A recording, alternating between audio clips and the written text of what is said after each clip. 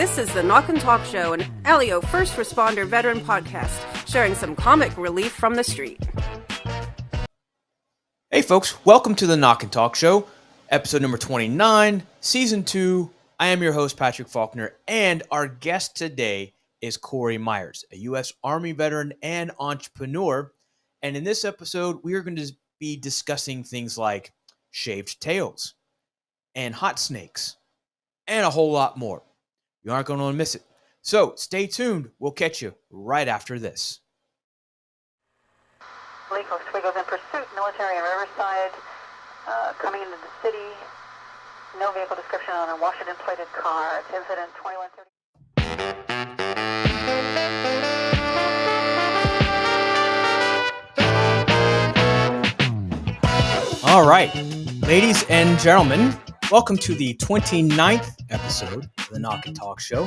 I, of course, am your host, Patrick Faulkner, and today, Cory Myres joins us, U.S. Army veteran and entrepreneur. I'll let him talk about all of his ongoings and things that he's got happening. But this is the second episode of the second season in the second month, but still the first week. So there's that. All right, folks. Join me in saying, Cory, welcome to the show, brother. Hey, what's going on, Patrick? And I'm glad to be here. Yeah, so super glad to have you and I. We've been Facebook group friends in a couple of entrepreneur groups for about a year, and super excited to have you here on the show. So tell us real quick a little bit about Cory. You don't have to start off, way back. Just a brief elevator introduction, and then we'll start chasing rabbits. Well, I'll tell you one thing about my birth. To go all the way back, I was born on November 13th, and I'll just let you know, my mother's birthday is February 14th. Happens to be about 9 months past that date is when I was born. And I was born with red hair. So red hair, 80s. It was all over. So I've got some thick skin, and I come from a different generation than what we're dealing with nowadays. And I think you do as well. Yes. So just a little different generation. So that's what I'll tell you about the history of Cory. But I've been an entrepreneur my entire life. I've changed businesses. I started a lawn care business when I was a kid, hired my friends. We were mowing the lawns around the neighborhood. And, it was easy because we had, a lot of shared experiences. That neighborhood was a really tight-knit neighborhood. So it was really nice. Everybody's parents knew each other. And so I grew up very blessed to have some experiences starting my own business, borrowing my dad's lawnmower until I could afford a lawnmower of my own. And then, throughout, went, regular school, everything. Then I went into the military. And so went into the military, changed a couple of things in the military, got out, went to college, went to work for Caterpillar, changed a couple of things at Caterpillar. And I realized my entire career was based around changing and improving processes. So I started looking for a career path in process improvement, continuous improvement, because there's career paths for that. And no one told me that in college. But, and probably certainly not in the Army when you were processing out. No. And I've got a great story about me processing out for later, but the biggest thing for me is I had that light bulb moment and I said, this is what I'm doing outside of my career. These are the bullet points of my job. I'm aviation operations. I'm a 37 Foxtrot. What am I doing? That's great. Those are the bullet points of that job. But what am I doing to advance the office, how do I make people's lives easier by improving processes? And those are the bullet points that were consistent across every job. And so I lined that up and had that light bulb moment, started looking for career paths in there. And then I got exposed to business consulting. Somebody invited me to consult their business up in Chicago. And I consulted and I was like, this is amazing. I get to go to work, do what I love, help people, and then I get to leave. So that's kind of a, if you work in a cubicle, and I posted on LinkedIn the other day, if you work in a cubicle and you've ever had somebody like just come up and stand behind you while you work, just the nerve. Yes. And so Yes. so Reminds me of the movie The Office or Office yes, yeah, Space. Office Space. Space. Yes. Yeah. Why do I have to change my name? He's the no talent ass clown. So, Michael which by the Bolton. way, they had like Michael Bolton do the part. They like dubbed him over the other No guy. kidding. Yeah, and so there's a video out there of Michael Bolton I've got in to that find that. spot. Yeah, it's fantastic. In fact, play it if you can splice it in or something. Oh yeah. I'll Because put it's it like hilarious. right here. Like we'll do a Yeah. fade out in. Yes. Introducing Michael Bolton as Michael Bolton in Office Space. So yeah, so there I saw that and I was like, I gotta watch that, and then I forgot about it until just now. But but I think it was like an SNL skit or some kind of like Funny or Die skit or something. But yeah, one of the best movies of all time. But yeah, Yes. so Insperity, one of the HR companies that I really love, they have a blog and they send me the emails and stuff, and I love it because it keeps me up to date with what they're doing. And so some of those are very informational and they're great, and Insperity is one of them. So I suggest that blog if you want to get on their mailing list. But I posted the blog and I was like, hey, this is hilarious because this is what I used to experience, and they're telling you maybe stop doing that. So I just posted about that. But I don't have to have those experiences anymore, and I can teach businesses and business owners and managers and directors, maybe don't go stand behind your workers while they're doing stuff. Catch With a them at cup a of different coffee. time. Yeah. Yeah. I need you to come in on Sunday too. Yeah. I've seen these coffee cups that have like curse words on them. And I was like, man, why didn't they have that when I was like working in an office with other people? Because you can't really do that if you don't know the people and Right. you're just going in and you're the consultant and you got this like F off coffee cup.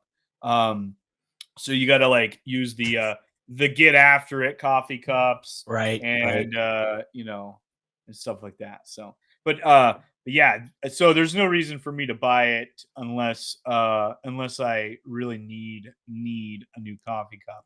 Need. Need. I'm more of a hat collector than a coffee cup collector. Okay. But, Okay. yeah. But anyway, yeah, so that's a little summary about, kind of where I started, where I've kind of like developed.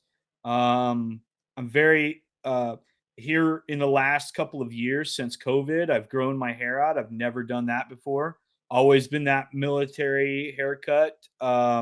Always been real, yeah, exactly, that high and tight. And I've always had, or a little bit longer. So we were in aviation. So we used to go to the barber and say, I want the just enough. And Got it. so it's just enough that the first sergeant can't write me up for it and get me, so just enough to pass regulation. And so, and it worked for the most part. But yeah, so, I've just kind of said, hey, this is who I am. I've come out of the closet, so to speak, and said, hey, I'm not going to wear suits and ties anymore. Maybe a collared shirt every once in a while, but I'm going to go hiking. My entire point on this earth is to get out in nature and go experience life and get out of the office. So if that client doesn't align with those values, then I'm not going to hire that client. And that's so I've shaped my entire brand around being outdoors, and all of that.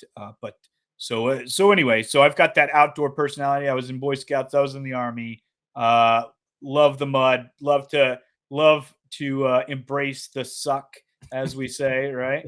And It was raining, we ain't training. yeah. So I went on a jog the other day, and I was like, so I've got the treadmill in the garage, which Okay. is, if it's really nasty or whatever, or it's really too hot. I don't like running when it's hot. Might as well get some air conditioning and a fan going, Right. cool me down. Right. But if it's 32 degrees outside, perfect. Perfect. Okay. Because I'm gonna heat up, Yeah. and it's gonna be a good run, right? So I went on this run. I'm like, it's nice and cold, and it starts sleeting on me. And luckily, I wore my glasses, but I put some clear lenses in just because I knew it was raining, and then it started sleeting. And I was like, man, I should have. The only thing I didn't really think of is if it was just going to start sleeting on me. And so I didn't have my gloves, but I had my jacket, but shorts, tennis shoes, good run. It was a great run, and I've got some good hills out here. So And where is here? right now I'm in San Antonio, but I'm the business is Oh. based out of Austin. So Okay. I claim Austin, and I will be probably moved back into Austin in March, wrapping up everything with a client here. That's the only reason I kind of moved down here. Grabbed a spot with a roommate, and I'll move back to Austin here in a month or so. Okay. All right. Well, this.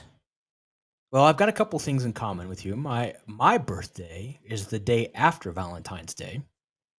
Okay. Born in the 70s. Okay. So I grew up in the 80s.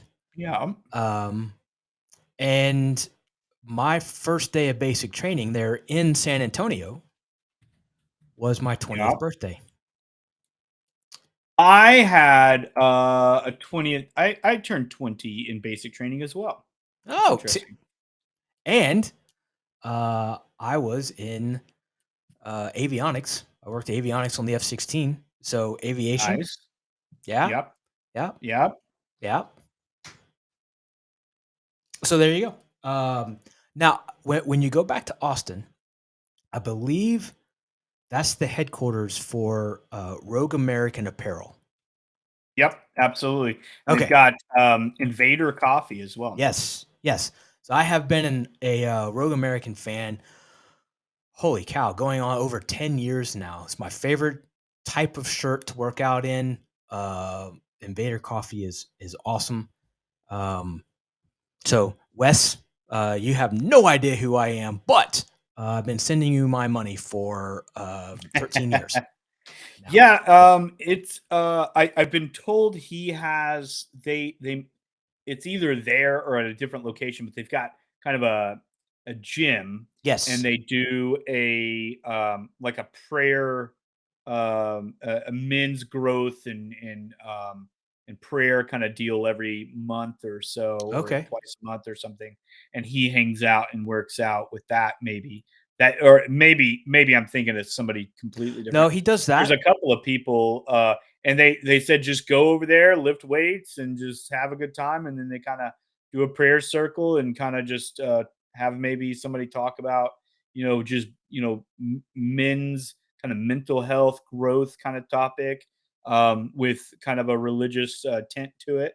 And I've wanted to go, but man, it's always so Always I lived in something. South Austin, so Okay. it was so far away in the morning to just, hey, let's go work out. Let's drive an hour Yeah. and a half over there. Yeah. And so I'm looking to relocate in more of that area up northwest of Austin this time. So I'll be a little closer to where the action's happening. Got it. Now, another quick thing about Austin, there is a bingeable Netflix series called "Somebody Feed Phil." I Phil believe I Rosenthal. saw that. Did I? I don't think I watched it. I saw that it was there, and I was like, I don't know. 6 But you seasons. tell me about it. Yeah, 6 seasons. There's like 6 episodes a season. They're right around an hour a piece.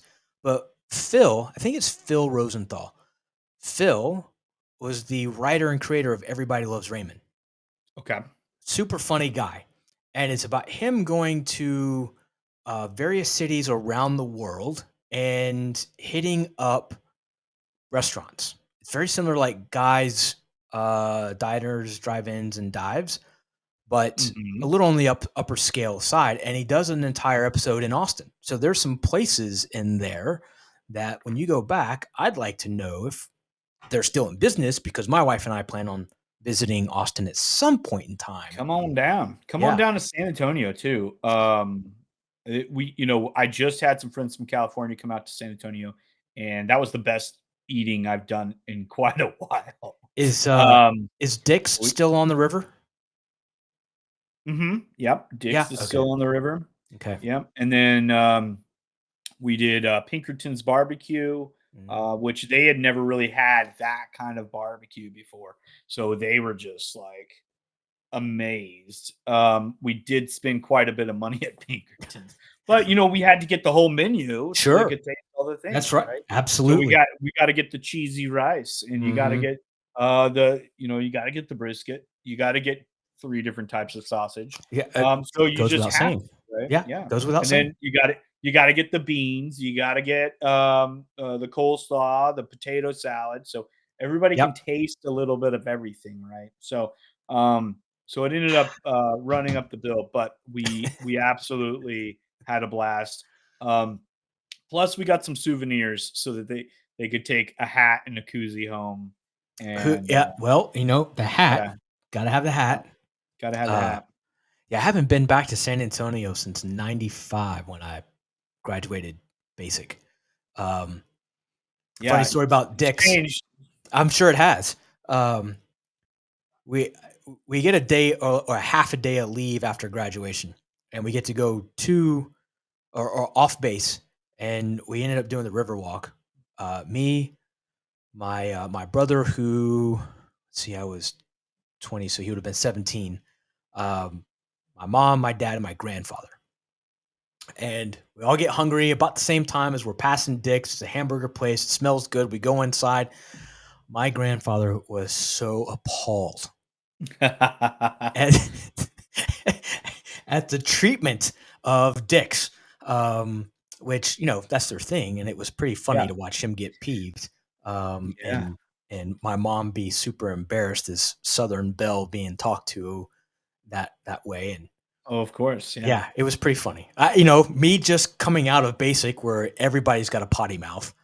And, and if you don't have a potty mouth, you become a potty mouth. Yes. Yeah. Cuss like a sailor. So that was pretty funny. So anyway, you were talking about, you had some friends from California. You like to get out. You like to be in the outdoors, in the weather. My wife and I are the same way. We on a whim went to Albuquerque 2 weeks ago. Absolutely. And I kind of hit on this in our little pre-brief, but we're walking. Did you take a left at Albuquerque? Dude, we were walking, and we come to an intersection, and my wife turns to me and she says, "We're gonna take this left in Albuquerque." And I was like, beautiful. Yeah. Love it. Because I say that all the time. I say it all the time. I should have taken that left in Albuquerque. And she never knew what I was talking about till we get there.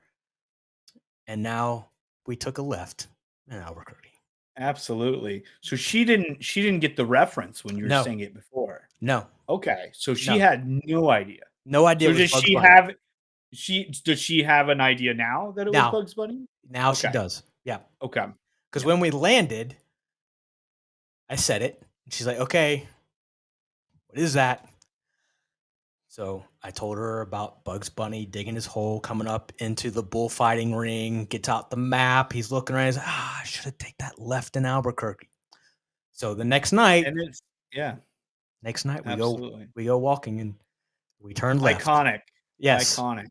Yes. Absolutely. And it's one of those things where if you don't know, then it's kind of like it's kind of a nice surprise, like when these days we're running into more and more people that don't know who the Beatles are, don't know who Billy Joel is, don't know Bugs Bunny, things like that. And you're like, you're missing out on some really good quality, stupid, absolutely dumb fun. Yes. And Mel Brooks, we've got History of the World Part 2 coming out. No, Um, really? yes, it's gonna be a 4-part miniseries over like 4 days or something. And I don't know who's broadcasting it or what's happening, but we're gonna see in today's political climate how that goes. Oh. Can you Uh, imagine Blazing Saddles being in the movie theater in today's environment?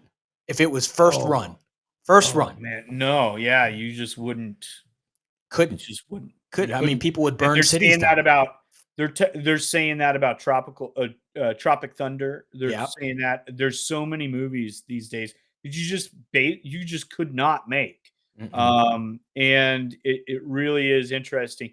And Mel Brooks is very much involved in this, apparently. I didn't And realize he was still alive. Shame on me, but yeah, he's getting up there. So I'm not surprised that you thought yeah, that, because but he was you old know, in Spaceballs. yeah, yeah, you know, but yeah, it just it's amazing that we have some of these great minds that are still kicking, and then they're again. I'm looking forward to see how this goes and what kind of jokes he has in here because his style is so anti political Oh correctness. yeah, yeah, tongue in Um, cheek. oh yeah, all the way, the whole time. Yeah. It's so I think we're gonna be really I'm excited to see it. It looks like kind of a drunk history type thing, Okay.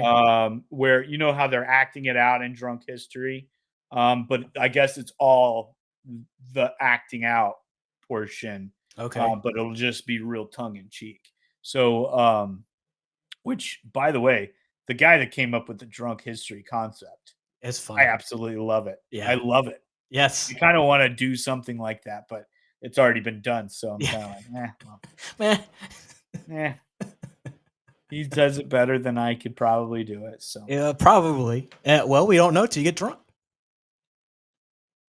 well, I'll tell you this: if I could be on Drunk History, if someone that is producing Drunk History, um, would like to get me drunk and me Mm. tell some history, Yeah. or and I could tell the history of businesses like Boeing and things like that. It's because I've got that hidden knowledge in there about the history of these companies and why they're successful and why they weren't successful during these time periods or Hmm. what happened. And I like the drama. I love the business drama. So that kind of thing, like those exciting stories about like the rivalry between these two companies back in the Okay. 1930s or something. Well, Um, you know, as dean of Patrick's College of Useless Knowledge, I think I might have to offer you a tender in a professor role oh yeah. in the business school of Patrick's College of Useless Knowledge. I think I might have to accept that because there's a lot of useless knowledge that needs to be imparted on the Yeah, world, that's right. like Yeah, like turning left in Albuquerque. like I turning left mean, in Africa. Yep. yeah, you gotta have that useless knowledge, All and, right. especially in business. Yes. I mean, how else are you going to fill the day? I mean, you can't make all the cold calls in one day, right? No, You got to come no, up for air. you got to come up for air. You got to make some dad jokes. You've got to be thoughtful Yeah. and ponder a couple of times a day. Yeah. Put your thinking Um, cap on, as my mother would say. I like to just go out on the back porch and drink a cup of coffee at 10 or 11 a.m. Just kind of enjoy the sunlight and or even earlier with the sunrise. I like to just go out there for a couple minutes, take a couple sips of coffee, and just let my dog run around and enjoy the peace and quiet. Leave all the electronics inside. Mm. Um, Now, is it unless coffee or is it unless coffee?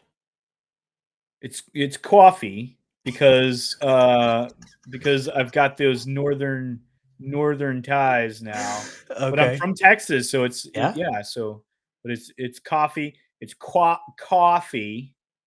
But yeah, I got, and I just somebody just sent me something about a new coffee company, and so I was like, hey, let me check this out. So I'm hopefully going to talk to this guy here pretty soon and get some new flavors in my mouth. So Oh, we'll see. all Yeah. right.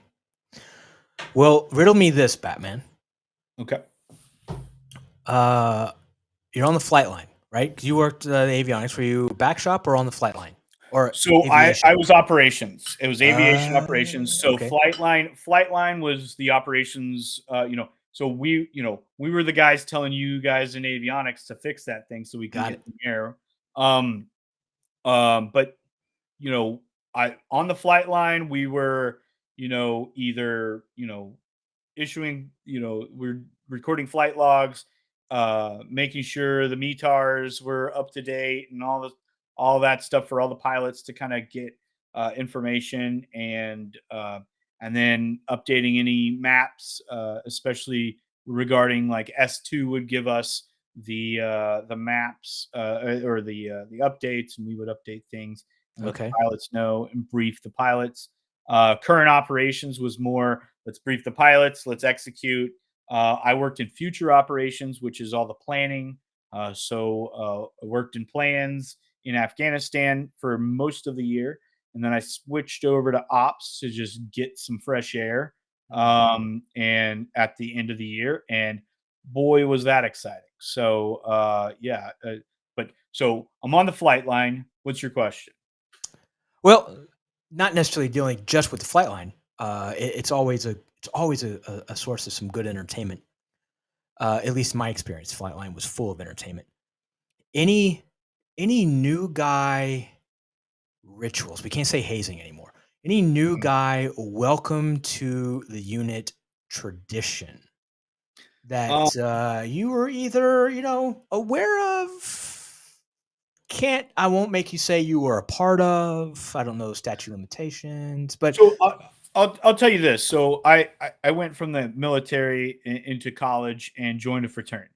So I've got some really strong feelings about the H word.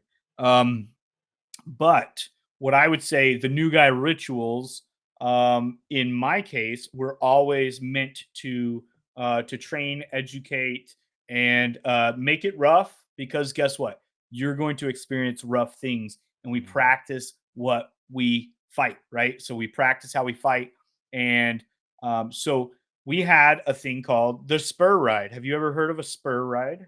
No, sir. All right, let me tell Can't you say about it a I have. spur ride. So in the cavalry, we get the cool Stetsons. Some use the G word for our Stetsons, um, which ends with the A sound. And we have the Stetsons, and so there's rituals with that, and we can go into that. But we also have spurs, and the spurs go on your boots, just like cowboy spurs, because the Okay. cavalry originated riding horses. My grandfather was actually cavalry in World War II. He fought in the Pacific. My uncle was air cav in Vietnam. I was air cav in the global war on terror. So um, we have a long lineage of cavalry troopers in my family, and my father actually came down to San Antonio to join the Air Force. So we've disowned him, and no, I'm just kidding. But no, so we've got a long lineage of cavalry troopers, and aviation was a big part of my life. Like I said, I had a blessed childhood. My grandfather learned to fly after the army in the Civil Air Patrol. Okay. My grandmother is or was a pilot, and I believe she was the first female pilot registered in Lubbock County.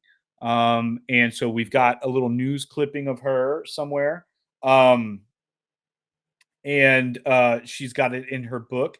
Both my grandparents wrote books, memoirs, And so, blessed childhood. We had airplanes, we had horses, we had a little bit of land, we had boats. We had so we would fly the airplane to Albuquerque and go see the cousins. So I Okay. never flew commercial until I joined the army, and I had to go to Atlanta and then to Fort Benning to go through infantry training. So the cavalry has like a really big tradition with me. So the spur ride was very important. The spur rides are so you kind of understand what a spur ride is when you grow up around some old codgers, right? So that were doing it. So I already kind of had an idea of what's going on, but basically we, for several days we take you out. It's a field exercise. You have a team. You are a shaved tail until you earn your spurs. Shaved tails are an old cavalry tradition. You can Google that. Okay. And so who the newer troopers are because their horse has got a shaved tail. And so you've got all of these traditions that have evolved over the years. So we go on this spur ride, and we learned how to shoot a bow and arrow from a moving horse. To you know to obviously, what would the lesson be there? What do you think, Patrick? I was just going to take a stab in the dark here. Focus, stability, um, concentration. Yep. Uh, And the last one starts with an A. the last one starts with an A. Agility, Yeah. Adaptability. So adaptability. you're not going to be asked to do that ever, right? That's No, just something you're not going to be asked. unless But the yeah, zombies absolutely. attack. Stability and all that stuff on a horse. And so we get a horse, and they bring it up to a trot, and you got to shoot a bow and arrow. And, it's ridiculous. It's absolutely ridiculous on the surface, right? But Right. underlying, if you're in the military and something bad happens, you need to be able to adapt to that circumstance and accomplish the mission, correct? Okay. So Yep. that's one thing that we did. And guess what? It didn't hurt anybody. Nobody's getting hurt riding a horse and shooting a bow and arrow. I mean, unless you fall off the horse, there's inherent risk there. But Sure. we're not trying to hurt anybody. We're not trying to use the H word. But this is a training exercise that is unconventional, right? Mhm. Um, then we have little more intrusive new guy things. We have the big Himmets and big trucks in the military with the huge wheels and huge tires. You're in Iraq, you're in Afghanistan. What happens if your tire goes flat in the middle of nowhere? Call AAA. That's Yeah, what we call would do in the Air AAA. Force. Yeah, you guys in your hotels. But the army, being as self-sufficient as we can be, Sure. we have Sure. to change that tire. We have to lift this truck up and change that tire. Well, you got 4 people on your team to help you change that tire. But oh no, now you've been ambushed. Now Oh no. we're not going to shoot at you with real guns. We're the United States military. We're not in the Congo. So we're not going to shoot. By the way, if you haven't seen these videos, they're wild, man. They're crawling through the mud, and these guys are just shooting AKs like into the mud next to them. I'm like, No. no way, bro. No. So anyway, we're not in the Congo. Okay. So we're not going to shoot real bullets at you. What are we going to do? Well, you might get sprayed with some pickle juice. We have a big vat of pickle juice, and we get those piston type water guns, and we just kind of pester you there. You might get some eggs thrown in and around your person. But again, it's there to distract you. It's not there to hurt you. And really, it's just there to be a nuisance, so Okay. that while you're changing that tire, a simulated combat environment, right? That's as close as we're really going to get, is pickle juice and eggs. That's proven fact. I think there's been PhD studies on this. So, I can't even keep a straight face with that one. I was thinking to myself, no way. No way, man. No way. No way. That's one of Rob's favorite things. I'm like, there's been PhD studies on this, and Yes. Rob's just like, you're Bro. total BS. Total BS. But so for those that don't know, Rob Garcia, love you, brother. yeah, love you too.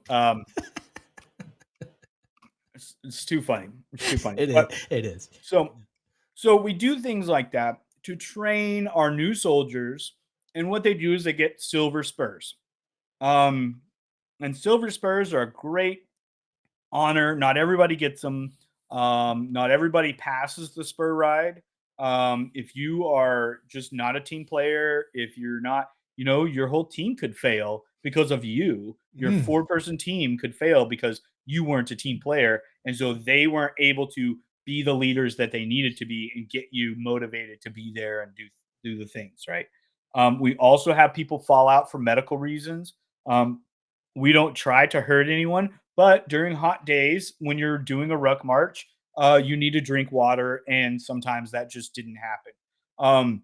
Also, if you know that you're going to be out there for a certain period of time, you probably shouldn't partake in the several kegs that we bring out every night of beer. Sure. Yeah. But so I think one year we said, that's it. It's like day one. We were like, that's it. You're done. Celebrate. And then we woke them up at 4 a.m. with like pans and pots, put them on a helicopter and put them like 16 miles out, dropped them off and said, find your way back. You don't have a map or something. I think it was real tough. And so they all found their way back. But we had to have some, we were told, hey, this is a week-long thing. Like, don't go hard tonight because we were operations. So we had to operate this whole venture. And so, it was really interesting to see the adversity that we put them through. Sometimes they had to cross a field, and then we'd have, a simulated machine gun fire. So they had to throw smoke and cover fire. Of course, they didn't have weapons. They didn't have even, as you may know, the rubber duckies, as we call them.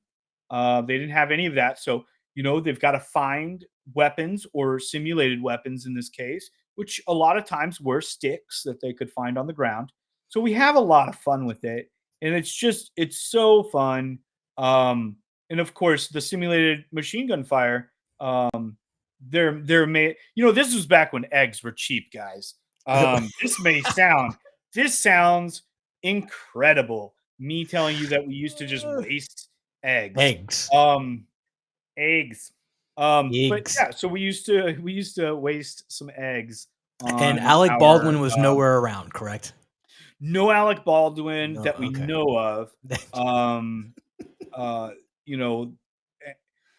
we used to, so the spur ride was a great way to acclimate new cavalry troopers to the unit, as well as teach them some life lessons that they needed to learn before moving into a combat space. Because, hey, and then on top of that, guess what? You build some camaraderie with your pals. You get 4 people that you went through the spur ride with. It's kind of a fraternity for you for the rest of your life. You went, this private first class went through the spur ride with lieutenant, whatever, or major, or in some cases, general. I will not completely admit to this. I may or may not have cracked an egg on a 2-star general's head while he was doing push-ups in the mud.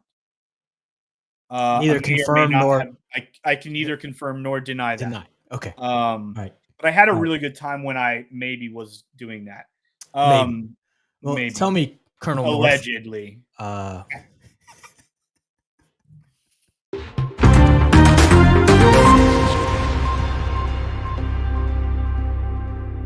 Attention small business owners, Facebook group owners, or anyone looking for customized social media graphics or short branded videos.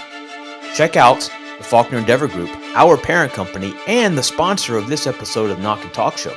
You can find us here at fegroup.io. and we do branded videos for product release, for anything, as well as social media graphics. We also do presentations and promotional ads and really anything in the digital graphics space.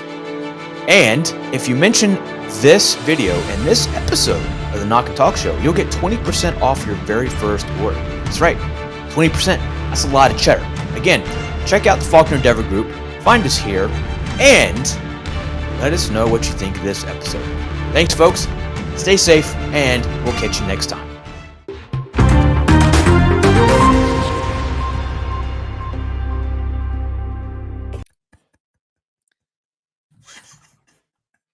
I'll take that with stride. Yeah. All right. So, our new guys. So I worked in avionics. I worked on the flight line.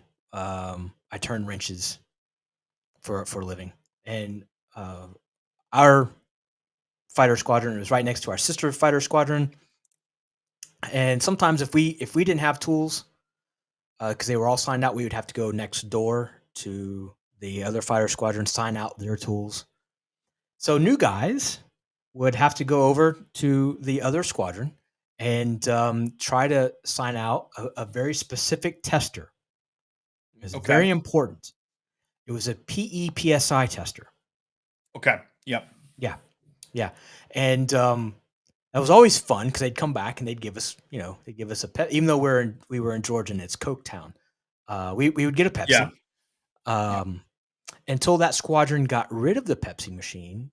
Oh no! For a Coke machine, and then the poor guys, they were just lost. Yeah, we used to do several things like that. Flight line. Yes, a yard. A yard of flight line or some grid squares. Mm-hmm. We would do BA 1100 NST rings. If you don't know what that is, yeah, you got me there. Yeah, so BA 1100 NST rings. If you write it out, it's really fantastic. So what you do is you have the private call or go see the supply sergeant and ask for that and say, hey, look, I need 1,000 BA 1100 NST rings. We're out. We need them immediately, and just sense of urgency. And half the time the supply sergeant doesn't even know what that is. And when you have to say, hey, tell her to just write it down. Order it. Write it down and order it when you can. You'll find it. And so she wrote it down, and we had this kid on speakerphone with the supply sergeant, and we had probably 15 people in this office, and it was just the best thing ever. When she was like, balloon strings, you need balloon strings? Click. She was so mad. And then of course the private was just like, no.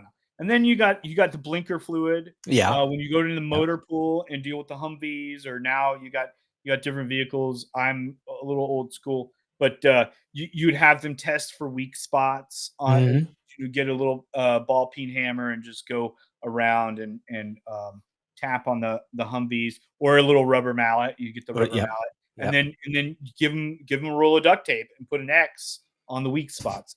And so you'd have all of these Humvees just marked with X's all over the place. Like, how did you know that this was a weak spot? And then you go back and show up and say, okay, see, this is a weak spot. It sounds like this. And then they have to go back and take all the X's off and do it all over again and say, hey, just here's medical tape so it's white. And you got to do it all over again. And then you get the motor pool sergeants that are just like, guys, take this stupid duct tape off of these vehicles. What are you doing? Don't forget the gallon of GP, general purpose cleaner, and K9P. You got to get them both. Yep. So we also had this one. So on the F-16, there was a pedostatic tube, and the pedostatic tube, for those who don't know, measures all kinds of things while the airplane or the jet is in flight. But it looks like a giant bullet. It's very phallic shaped. Yeah, kind of like an L, like coming out of the aircraft. For us, and it's then straight off the facing. nose cone. Oh, For us, it's it was straight off the straight off the nose? nose cone. Okay. Yeah. Okay. Yeah. So for anybody else in the aviation, it's really like a tube, and then it kind of comes to a point, and it's got just a hole there, Yeah. Yeah. right? And so, very phallic. Yeah. Got a So we little. would have them do pedostatic leak checks, right? Of course. So where Yeah. they would have to.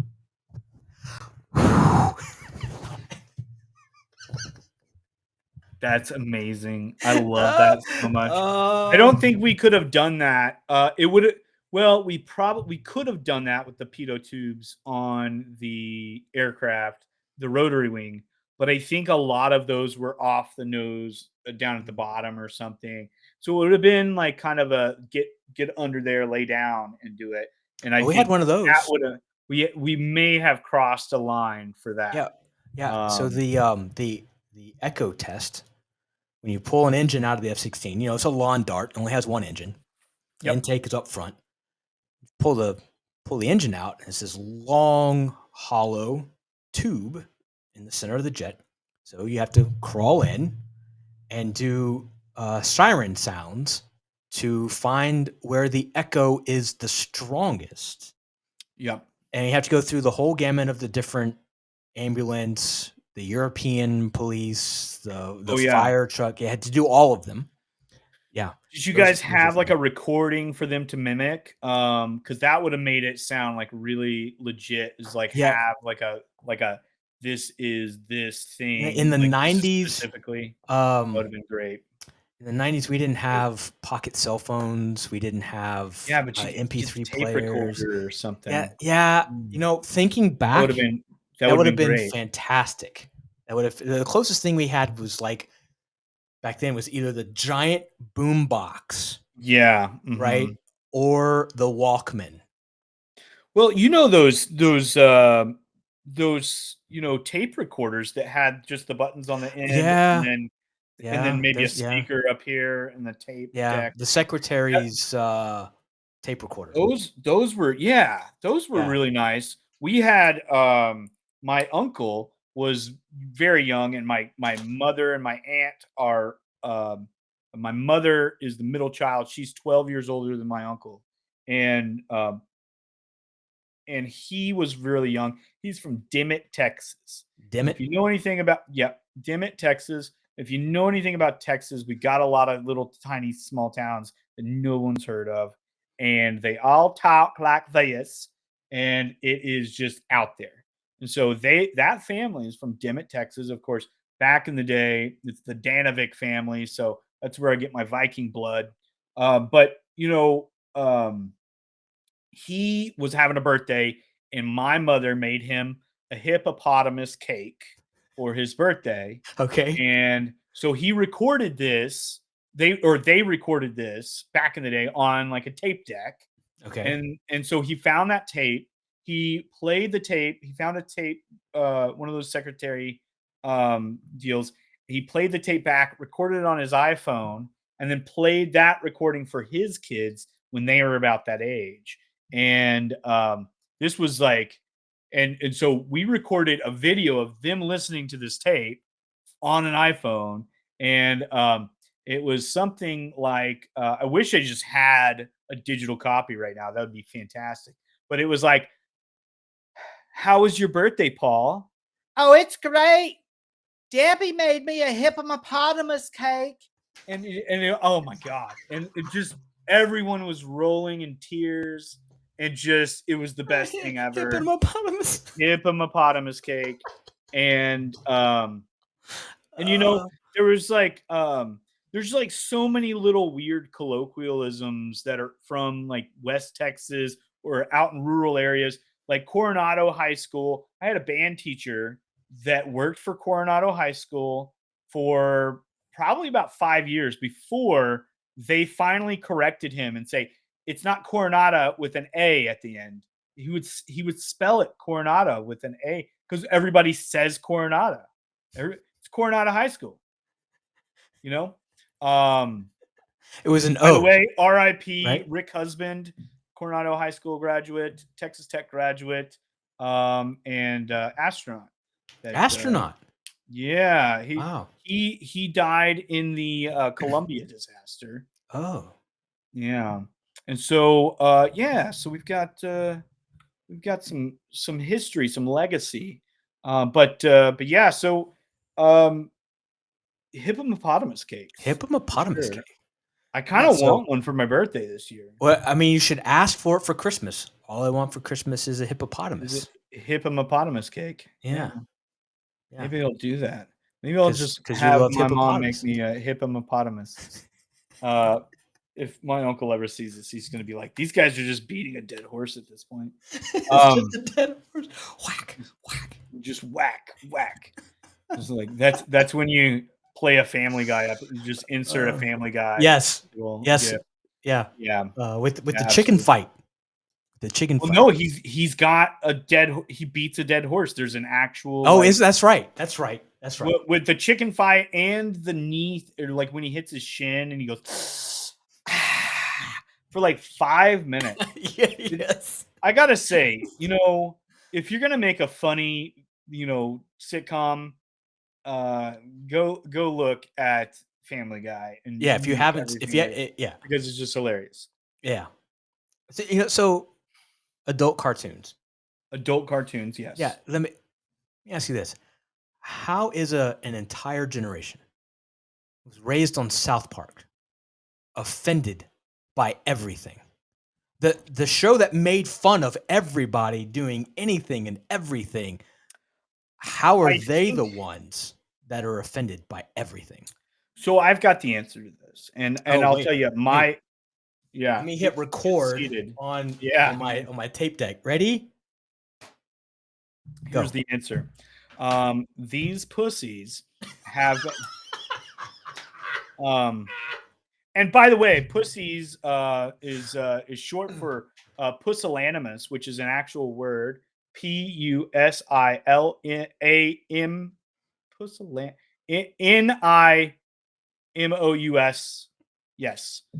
Something like that. I wasn't great at the spelling bee, but that is a real word. So I feel absolutely comfortable saying pussy because of the meaning of the word pusillanimous. And that is short for pusillanimous. So Okay. these pusillanimous individuals, um, Pusillanimous? pusillanimi, potentially, um, were raised. So I was raised, I wasn't allowed to watch The Simpsons. My I wouldn't either. family Yeah. decided, hey, Simpsons, not good for you. You're too young. Yep. This little kid says, eat my Eat my shorts, shorts, man. Yep. suck an egg, and all this other stuff. And it's just disrespectful, and we don't want any of it. So I saw a couple episodes when I was a child, but it wasn't a norm. So I really just never got into The Simpsons.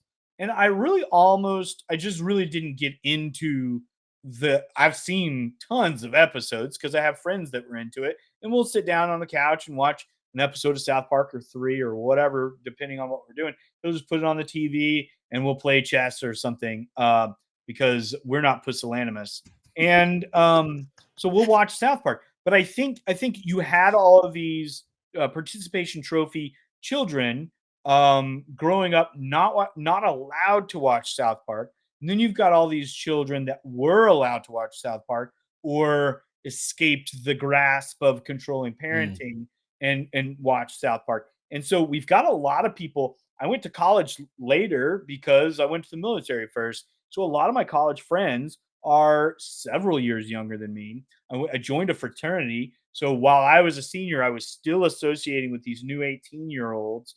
At a certain point, when you're like 40 something years old and still going to fraternity parties and all these girls are like 18, you're like, man, I can't go to your parties anymore. I feel creepy. Yeah. I feel creepy. Yeah. So, well, and then some people still go. We've got some alumni that are like married and they're like, let's go to the toga party. So, Toga. Sorry, I digress. Shout out to you if you know who I'm talking to, because he's there every year. Uh,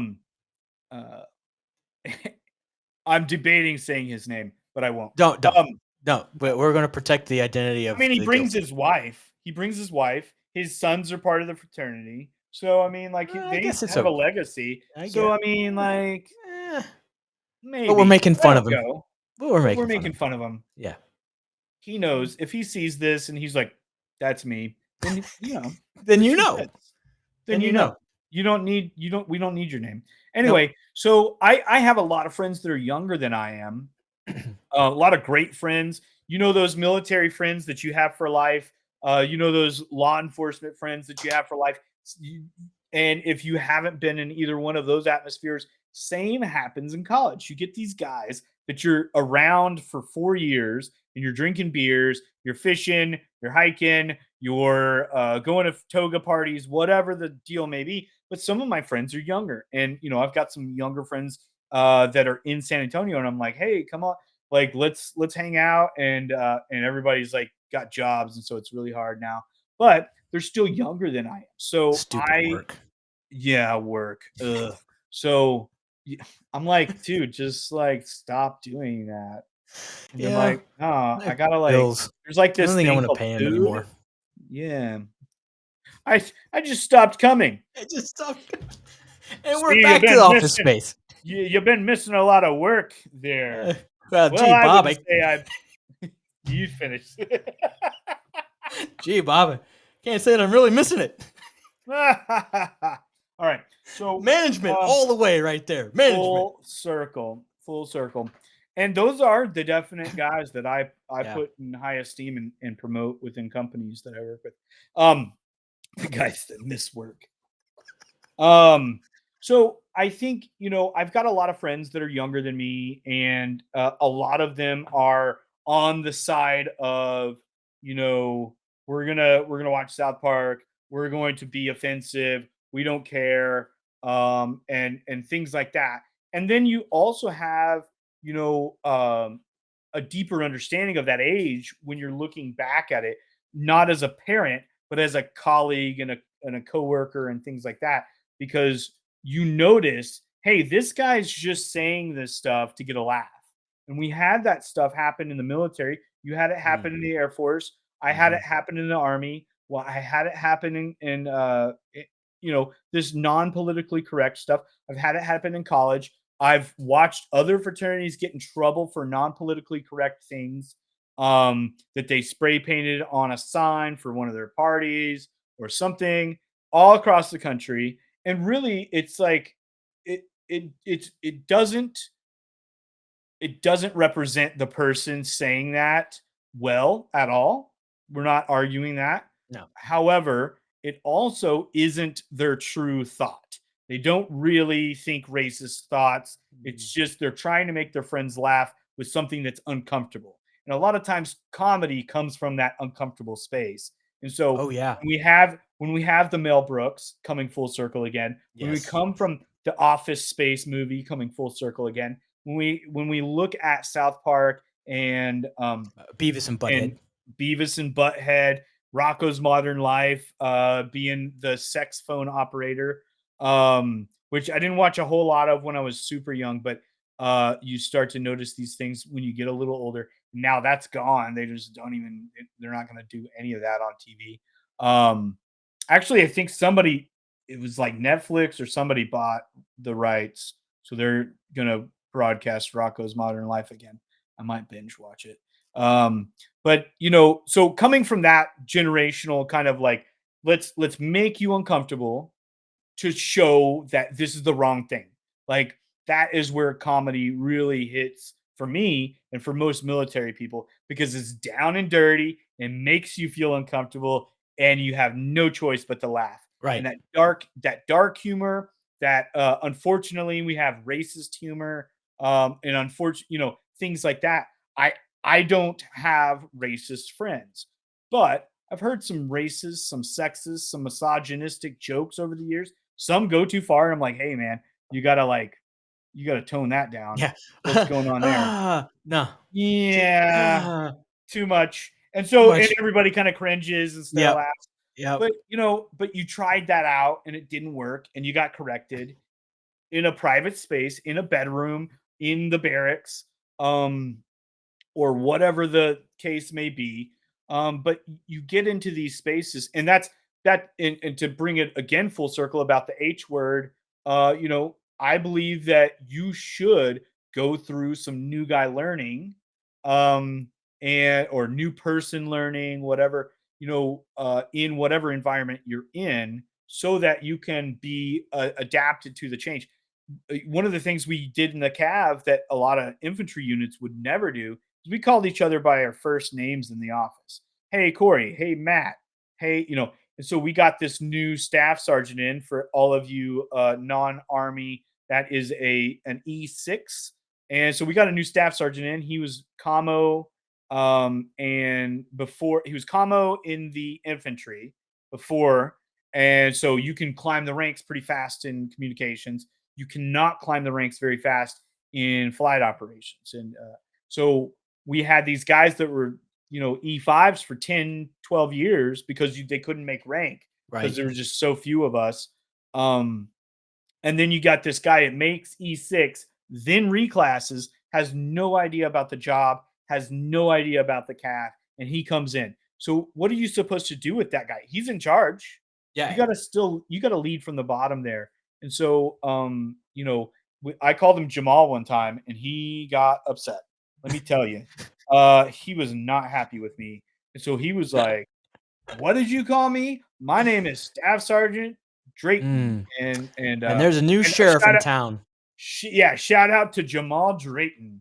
He's a good dude. He's a really good dude.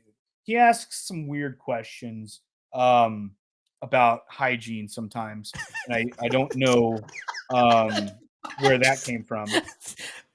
Okay. All right. Well, coming back to dark humor. Dark humor, exactly. So they were standing in a group, and I was passing by, and hey, Myres, come here, because he was still in the habit. But he said, "Hey, do you do you like get a finger like up there when you wipe, or do you just kind of like?" And so, I mean, it's a weird question. Yeah, that's a very weird question. But when you're in the military, that's standard operating procedure. You're just gonna get weird things happen. And so I'm like, oh yeah. So I gave away some wiping habit secrets, and but at the end of the day, the guy's a nice guy. But there are different cultures that you have to combine with, and that younger culture right now is like they're pusillanimous, and it's because of their exposure. They didn't ever pop that bubble of participation trophy to go watch South Park, to go to the military and learn all kinds of dirty words. They didn't, none of this is happening for them. And so they live their life in this coddled state. And really, you don't have that many of them. However, with the advent of social media, they are the squeaky wheel in the country right now. You've got all of these, and I won't go into all, but these different categories of people that are offended by everything. They think that their sensibility is the end all to be all. Their morals should be your morals. Their common sense that's not very common is the law of the land. And if they don't like you, we're going to cancel you. We have a cancel culture where if we don't like you, we're going to shun and ostracize you. And so you get this kind of weird nature. Instead of saying, "Hey, look, that joke's not funny. I don't like it. Let's make it a learning moment for you." And I think I made a comment, when a former president was running, about locker room talk, and I said, "Hey, look, it's inappropriate. You shouldn't talk like that. Absolutely not. I'm not offended by it, but I just don't think that that's very presidential. And when you're saying things like that, you should probably stop the conversation." And one of my Army buddies from back in the day commented on that Facebook post and said, "Don't act like you weren't in those conversations in the military, and act like you didn't, like you tried to stop them or something." And I straight up, and there are inappropriate comments, and you have to say, this is the line. Let's maybe make this a learning moment. You're not canceled, Right. but you cross the line. Yeah. And so we've got this culture of like all of these people that didn't watch South Park, and they're just ruined for the rest of their life. And so until they watch South Park, I think. Until they Um, and good and news Family and Family Guy. And now the rebirth of Beavis and Butthead. It is back. All it's new. back. It is back. All new. All new. All new. And Mel Brooks. And Mel Brooks, the And History Mel of the World Brooks. Part 2. Yes. Yes. So we're getting this new wave of bucking the system, maybe. And maybe that's our last hope. I like it. I mean, I like it. We still can't shoot down balloons. No, I think no, I think they were just really afraid to fat shame the balloon. Yeah. Yeah. And because it was floating there for a while, A few and days. they didn't. Now, I mean, I will say and here's this. the thing: that's ultimate white privilege. It was a white balloon, and it got all the way across the country. So ultimate white privilege. Okay. All right. So You might have to cut that one out. I might. Make sure we marked. Okay. All right. It's marked. Okay. Yeah. All right. Yeah. So Archer. Love Archer. Right. Absolutely. Adult cartoons. Great adult humor tunes that got off the rails a little bit in the later seasons, but then they brought it back. The last season that I watched, it was pretty good. But I liked how they took his coma time and made Bob's Burger, like made that its own thing from when he was Bob with the burgers. So that was pretty cool.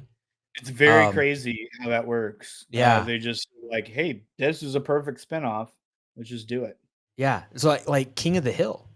A lot of people don't know this. King of the Hill is a spinoff of the original Beavis and Butthead. Yep. Absolutely. And my roommate loves King of the Hill. I never really got into it, but it's something fun. Damn it, Bobby. Propane accessories. Sweet mother propane. I just recently watched an episode where they had to go to like a nudist camp, and he was getting into like grilling there, and he was teaching them about grilling, and it was because he was having a dream about the neighbor, and she was so hot, but he was cooking burgers on the propane for her and not for Pam. Is it Pam? Peggy? Peg? Maybe? Or Peggy, is that Peggy? I bet it's Peggy. I bet you're right. Or I could be thinking of Children. Which another fantastic show. Yeah, I wasn't allowed to watch that as a kid. I had to sneak that one. I for some reason they let me kind of like, because that was late. That was late when I was a kid. Yeah. And so I was able to stay up and watch that because it was pretty innocuous at the time. Like culturally, it was innocuous. Mm-hmm. He was this like hound dog that couldn't get a bone, and literally she was this exactly, and she was just this like kind of worthless trophy wife, I guess. And then they had these like rotten kids that are spoiled and they're teenagers or whatever. They're like, yeah, whatever. And so you got a daughter who, Christina you don't want Applegate. yeah. So I heard she has MS now or Parkinson's. Yeah, she was in a series that was doing really well, and they had to cut the second season short because she can't work anymore. She was in too much pain. I think it's MS or Parkinson. Wow. Yeah. That's crazy. Yeah. And then did you hear all the rumors surrounding what's the kid from that other show? It's got Bryan Cranston as the dad. It was like the first Bryan Cranston stuff. It's got the three boys, and anyway, My Three Sons. No. It's on Nick at Night. I can't even remember what it's called. Anyway, the kid was like a child actor, and they're saying like he can't remember anything. And of course, apparently, like they're saying like he's got memory problems. And he was like, of course, I was like a child. I can't remember everything I possibly did back then. Like my memory, I did so much stuff. I met so many people. Like I don't remember all of it. So, but my memory's fine, you know? Like, so they're just hyping some kind of crazy thing. Like, did you know that it's on the edge of my tongue and I can't even remember his name.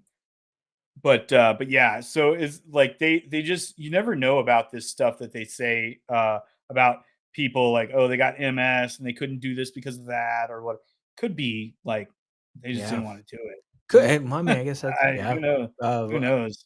No publicity is bad publicity, right? So you can make something up just to get a couple extra likes or some sympathy, Maybe. hearts. I don't know. But back in the 90s, Christina Applegate.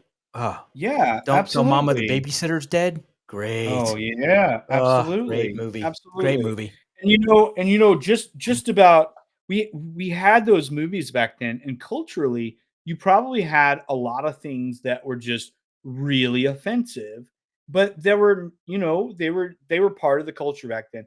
And Okay, part so of us let's go through those, right? 16 Candles. absolutely, absolutely. So what was offensive? What was offensive about 16 Candles? The I'm gonna entire make you say movie? it. The Yeah, entire movie? yeah. So Oh, yeah, no more hanky panky on my hanky. The donga need food, yeah. right? It just There's one, well, and then right? you got That Better Off Dead. Better Off Dead. Was I want oh my man, $2. my $2. That's another left turn at Albuquerque kind of Yeah. moment. Like Yeah. you like, hey, I want my $2, and people are like, what are you talking?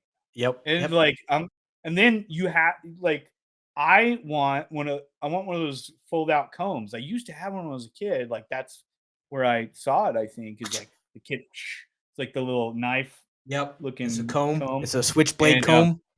yeah. So, you know, there's just little iconic things like that. But Better Off Dead, you know, like what was it, French? The French foreign exchange student. Yes. And Yep. then they were like, she was staying with the family that was just super rude about all of it. Like just Yes, culturally man. culturally insensitive. Yeah.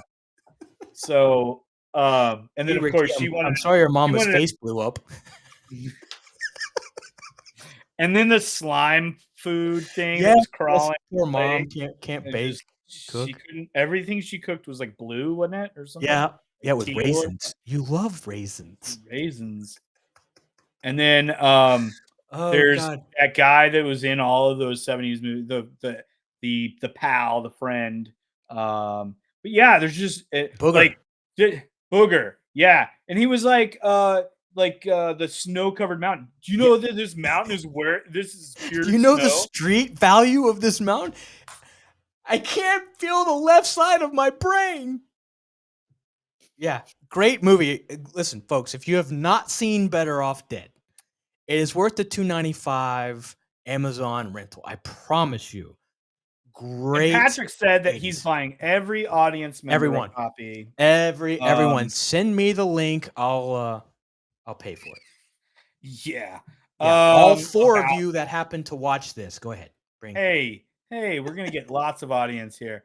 But you know, I'll tell you this too. Another classic that I watched was a little later. It was like a 90s, early 2000s, but it was a snowboard movie. Like it was like a 70s movie. Like, you know, this Better Off Dead was kind of a skiing movie. Yeah. But this was like formulated after and that's called Out Cold, and it was one of Zach Galifianakis' first ones. Really? I don't think I've seen seen that. No. Oh my god.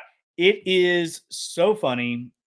One of my favorite movies, Out Cold, Zach Galifianakis. He Out is Cold? One word or Out two? Cold. Two words. words. Out Two Cold. words. Like First word. OUTC. Two syllable. Yeah. Yeah. Well, the first word's got one syllable since it's out. My bad. You're out. I'm out. 3 strikes. So 3 strikes and 1. I'm out. But you know, the whole movie, there's this guy, and he is gay as hell, and he's got like some kind of working out device, and he's the bartender at the local skiing village, and he's like, yeah, ladies, oh yeah, I can't get enough of like hot women, yeah, snow bunnies, the whole movie. And then they're like, and by the end they're all like, yeah, you're gay, dude, we all know. And he's like, I was gonna say I was adopted, but but yeah, there's so much. So Zach Galifianakis is a part of a brother duo with another guy. The character's name is Pigpen, and they just beat each other up the whole time. I mean, it's like snowboard tomfoolery, like 90s tomfoolery. And tomfoolery is the best. And so the old the guy's gonna come in and buy the mountain and change it. Right. And gotta save it. That's the adversary, the darkness, the dark side of the force, if you will. And then you've got the snowboarding kind of community that has to save the mountain from being bought and transformed into Vale. Luxury condos. Yeah, they don't like the luxury condos. But it's a great movie. I just rewatched that because my roommate had never seen it, and he gave it 5 stars. And he's basically, when it comes to movies, he's basically up there with like Siskel and Ebert. So when I say my roommate likes it, it's 2 thumbs up. Okay. So Folks, Cory is going to be paying for everybody's. I'll get better off dead. He's going to have Out Cold. The Out Cold. I'll tell you what, it's probably on some streaming services.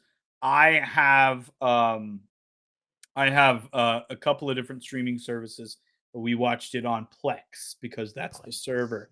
So I don't have the capacity to add everyone on Plex. However, excuses. Excuses. Hey, we need sponsors for our podcasts, guys, and this pays for our Plex. Indeed, we do. If you would like to sponsor the Knock&Talk platform, I will also offer you a partner sponsorship on Morning Coffee with Cory, which is an every morning podcast live. Okay. Well, you know what? That is a fantastic segue. Before we get there, do me a solid. Favorite dad joke. Drop it. Favorite dad joke. Oh man, that's favorite one. You only get one. Favorite one. And you can't use the 2 we've already talked about. I can't do that one. No. Ooh, you put me on the spot. I'm not on the spot. I did. Yeah. Dad joke generator. I will have to say, folks, he's going through the Rolodex right now. Yeah, Nope, that's not good. Nope, that's not good. Ooh. No, Ooh. yeah.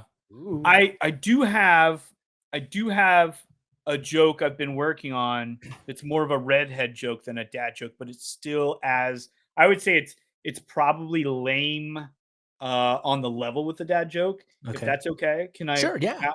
Yeah. Drop it. So lots of people ask me if the carpet matches the drapes. And I don't know why they ask me that. But I always tell them that I've got hard wood.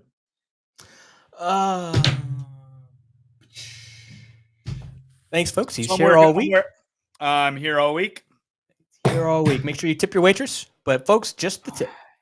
And there we go. And there it is. Yeah. And there it is. So what is? I've got a whole book of jokes here. Yeah. But I don't really write down the dad jokes because they're all copied from somewhere else. Most of them. I've got a couple of jokes here that are pretty quick. Would you like to hear a poop joke or a rape joke? Ooh. Let's go with the poop joke. It seems less poop joke. Less rape. Okay. Yeah. Okay. Yeah. So poop joke. Who doesn't like a good poop joke? Yeah, poop jokes. Yeah, hot snakes, bro. Bubble guts. So I have some big, and let me tell you, I have some really big poops. BIG poops. They're huge. Okay. So, sometimes I take a look at it and I'm like, I could make it in prison.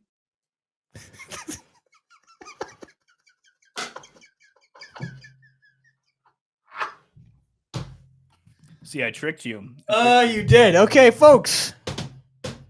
There You're all week. Wait. I have. There it is. There you go. Yeah, there it is. Absolutely. Absolutely. I hope you're asking all of your guests for dad jokes.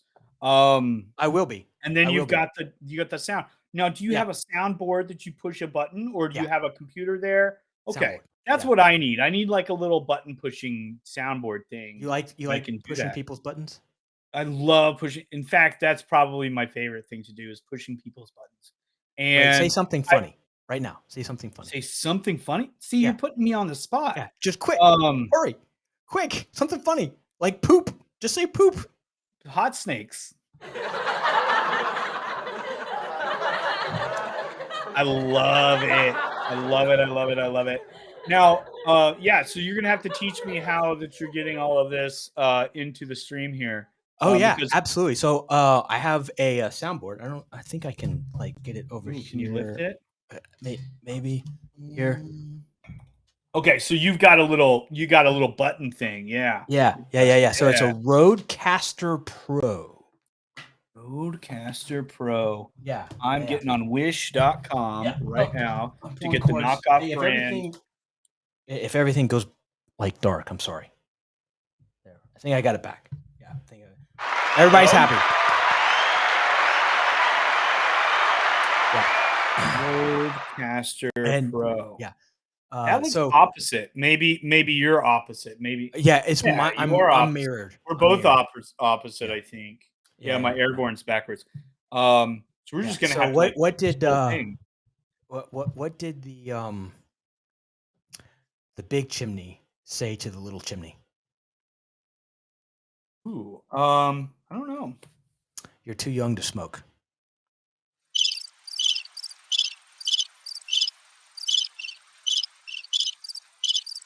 Appropriate. Yeah, so there we go. Okay, Cory, tell us how and where people can find you besides the morning coffee with Cory. So, I am on pretty much every social media platform except for ones that are owned by the state of China. Push a button. TikTok. There you go. Nothing. Is that? Yeah. There. Okay. Crickets. Yeah. So I'm on just about everything. Okay. So you can find me on Twitter. You can find me on LinkedIn. You can find me on Facebook. You can find me at Gravere.consulting. And that's my website. And so you can find everything about all my programs and things like that. I'm starting up. I've been doing for the last couple of weeks. I've got 2 weeks under my belt of doing kind of a new podcast, kind of thing where I'm not talking to anybody. I don't have guests, but I tell business owners about some topic, and I have kind of a lecture format. But I would really love if you join me for those. It's 8 a.m. Central Time, and it's on all of my social platforms. So I've got a group on Facebook called the Level Up Business Mastery, all one word. So Facebook/groups/Level Up Business Mastery. You can join for free, and it's all just a wealth of knowledge that I'm just giving away for free. Because I found that the DIYers aren't ever going to hire me, but if they share one of my videos out and say, hey, this guy's pretty smart, with someone who isn't a DIYer in their own business, then maybe that person would hire me. And so it's a great way to connect with people, especially in the business space, by saying, hey, we talked about this over coffee the other day, and I know you're struggling with this. Cory has a great video on specifically this topic. So I'm going through a bunch of topics. I have kind of a rotation on those.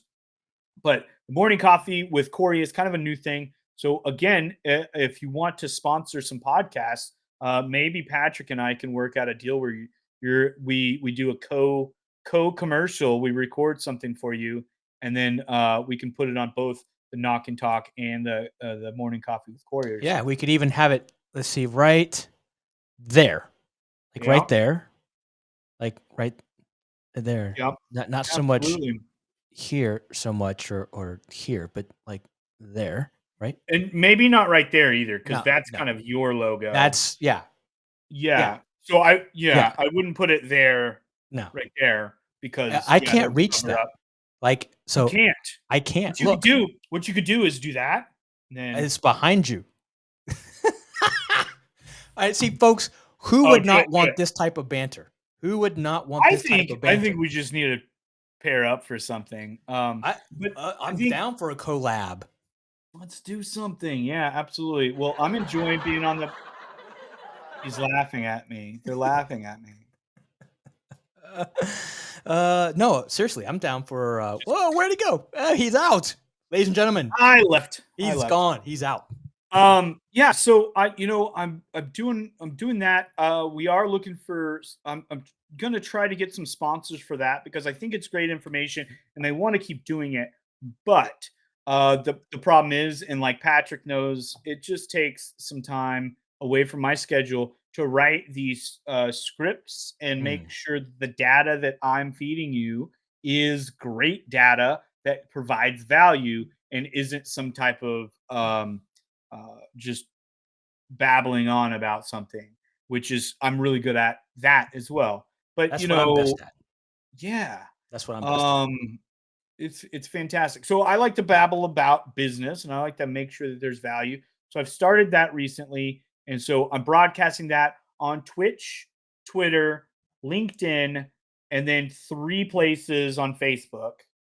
And then what else? Oh, and YouTube. YouTube. Yeah, YouTube. So I've got the YouTube channel, the Twitter, I've got LinkedIn, and eventually, when I start posting enough things on LinkedIn, I believe I'll be able to put it on my Gravere page on LinkedIn as well. I'll be able to broadcast to that. So I've got a pretty wide audience. I've got 1,300 connections on LinkedIn. Most of them are like CEOs and business owners. And then I've got 1,200 people just in the Level Up Business Mastery group right now. Sweet. And all of this stuff just helps me expand the network. And hopefully, we can expand the Knock&Talk network and get some more people watching as well. So, and that's just those 2 groups. I've got 4,700 friends on Facebook that are all business owners. And so that's getting broadcast to them. That's getting broadcast to my Gravere page. It's getting broadcast to my personal Facebook page instead of the profile. I've also got a Cory Myres page. So we're broadcasting in multiple channels across the board. And then, of course, for my thing, just like I think Patrick's doing, is taking that audio out and throwing it out on the podcast. I haven't been uploading those yet, but I think if we can start uploading these podcasts to the podcast platforms like Anchor and things, I can get it out again. So instead of doing the Inspire Thrive Lead podcast, I think I'm just going to do this live talk with, and Coffee. I'll probably have the coffee. I'll probably have some guests on eventually and start to do that, trickle those in.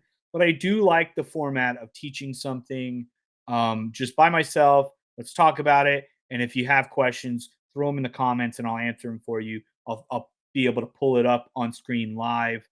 So I do like that. But yeah, we're just trying to grow that audience right now, and I think we're doing a good job so far. Yeah, I agree. I mean, you're in lots of places. I don't have nearly that footprint. Well, you will But when you we'll grow. broadcast this, because I'm going to share it, right? So, Yes. and yeah, and that's what collaboration space is for as well. I mean, you get on Knock&Talk, you tell inappropriate jokes, and then you put it where your clients are, and hopefully they can see a good fun side of the business consultant that should really have a suit and tie on, but he's on one hand teaching you about the benefits of having a stash of cash that you can use for emergencies, you can use for opportunities and things like that for 45 minutes this morning. And then on the other hand, you're having these inappropriate jokes and Yes. talking about South Park and Out And Cold and and Better Off hot Dead. snakes. And hot snakes. Hot snakes. I'm writing that down. You know why that's on? You know why that's on my mind is because of breakfast. Parks and Recreation. Parks and Recreation. The guy on what's his name? Ron something. No, the other guy. The funny the guy that's like an action star now. Oh, Chris Pratt. Chris Pratt. So Chris Pratt used to like just say this wild stuff, and they blooper it out, but like he like there's a I think they kept it in, but there's a scene where he's in the doctor's office and they just went to all of the doctor stuff all in one day. Him and April Ludgate went to all of the doctor things all in one day, and he was telling the doctor, he's like, sometimes when I poo, I like and I wipe, it just keeps like it's like a marker, and I just can't stop. I have to wipe and wipe and wipe, and it just keeps coming. And April is in the back, just like with a hoodie on, just laughing, just lost the plot. So absolutely, just funny, and that's why hot snakes is on my mind because Chris Pratt said it. Yes. So let's blame Chris Pratt. Okay. And let's get out of here. Let's blame Chris Pratt for pretty much everything. Global warming. Enjoy it. I'm sorry, climate change. Climate change. No, he's more of a global warming guy. Is he? Okay. And smart bullets, kind of thing. Hey. I think he was responsible for the Sidewinder missile the other day. So let's give him credit where credit is due. Yeah, credit where credit is due. Well, speaking of credits, folks, we have reached the end. We're gonna have the credits roll right after this. Cory, brother, thank you so much for coming on the show, spending the last hour and a half with us here at Blue By. So fast. It feels like 5 minutes. It doesn't it? Doesn't it? Just like a hot snake Sidewinder. Just right on past. Yeah. You pulled that out of somewhere, didn't you? Folks, this has been episode 29 of the Knock&Talk Show. Second episode of the second season in the second month, but the first week. Cory, brother, stay safe. Be good or be good at it. Folks, we'll catch you next time.